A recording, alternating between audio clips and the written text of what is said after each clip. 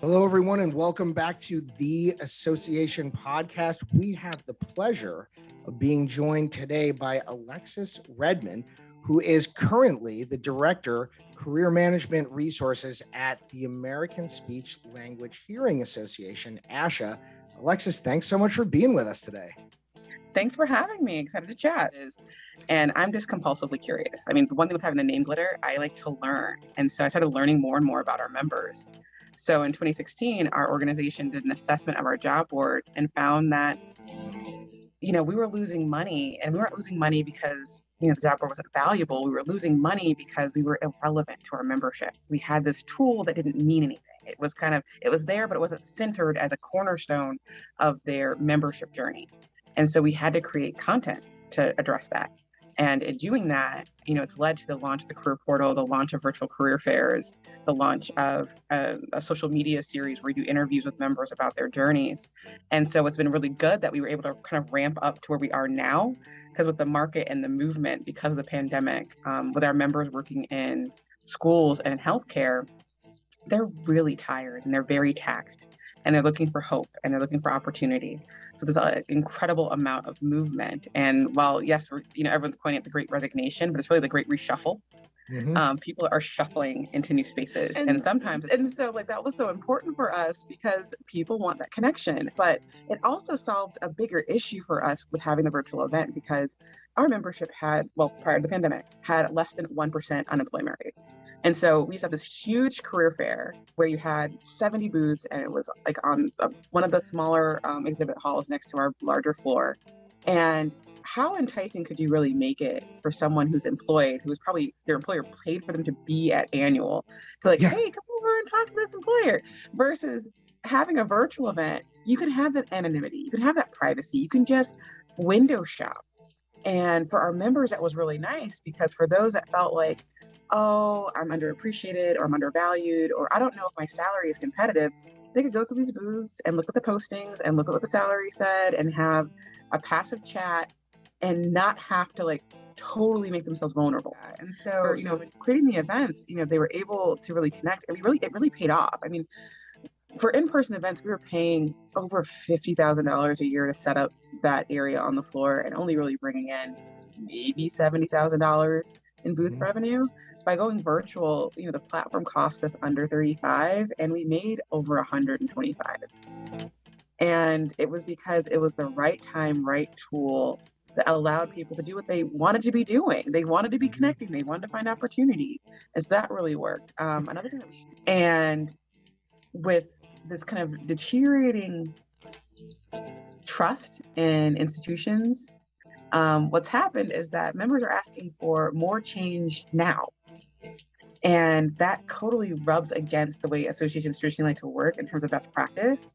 Whereas we're going to have a process, a best practice. We're going to take this very marked approach. And members are like, no, do something now. I gave you money, do it now. And so, you suddenly had to abandon that fear of failure, or that fear of, oh, what if it's not perfect? Because is it worse to try something and fail, or to do nothing and to be seen as doing nothing? Right. And your members are like, where's the value? You're not trying. Yeah. Right. There he is. The transparency is king. And there are a lot of employers and industries that are resistant to it, because, it's one of those spaces that in one way they don't want people talking about it, because then they might have, they might lose money, or they have to spend more money for talent.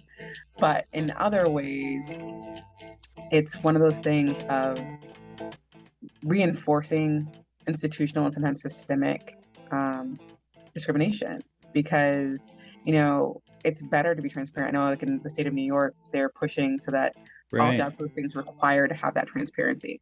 Mm-hmm. And, how many groups, whether by purpose or by accident, have had it where they've accidentally had these disparate incomes between people that have either similar backgrounds or are doing similar work. Oh, absolutely. The thing is that I think CEO Update just did an article talking about all the benefits that people are now offering for things to get the top talent and get the best people.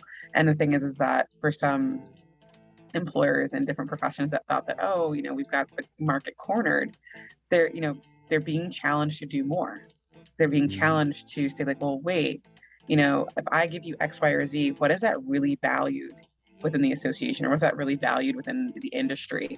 And that's a really good place to be, because I think that, for one, it's going to make organizations really think about what they're doing and how they're doing it.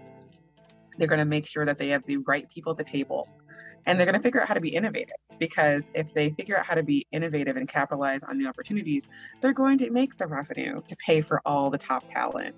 And so the thing is, do you want the talent at the table where you're only making kind of like, market growth for your group? Or do you want the top talent where you're making transformative difference? You're, blowing revenue goals out of the water. You're blowing membership goals out of the water.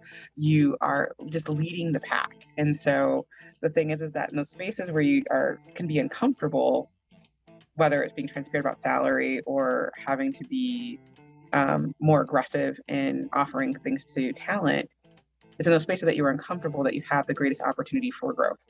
If you are too comfortable in how you're doing it and what you're doing, you're likely not making a big enough difference for anyone to notice. Big moves need a wide berth to make the turn, Right. But that's where, again, being iterative, listening, thinking about it and saying, okay, yeah, we made this part easy, but how do we, continue to make it be the thing that's going to be the value to both the job seeker and the employer? Hopefully as they start to figure that out, what they do have will become less expensive for associations to take advantage of. So it's like, yes, go ahead, make those mistakes so that we can get a cheaper version for associations. I'm ready for you.